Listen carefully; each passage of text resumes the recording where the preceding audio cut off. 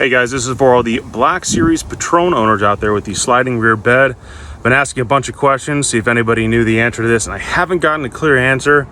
I even called Black Series Camper up here in North America to ask the question, and they said it's typical for the bed to move around a little bit and that the slides are not really adjustable. I haven't really taken the time to go try and adjust the slides, as I think they do a pretty good job of holding until you get some weight on there, and then it moves around quite a bit. So I found an insanely cheap fix. I'm going to show you guys real quick, and I'm going to post this up. So went to Home Depot, and for all the guys in a different country, I apologize if they call these things something else, but essentially what we went for here is the Screw Protect Kit. And essentially what they are is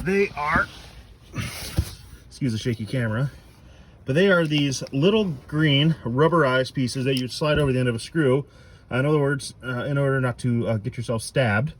Anyway, I did those on either side, and it literally took, as I'll show you, it literally took all of the movement out of the bed at all. I mean, I'm 300 pounds, I'm pushing some weight on this thing, and it's not going anywhere.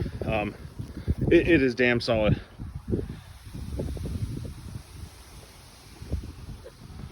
The best part of this fix, it was 79 cents from Home Depot.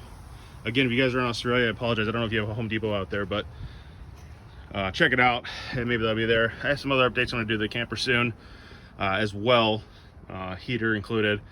So anyway, thank you guys, appreciate it.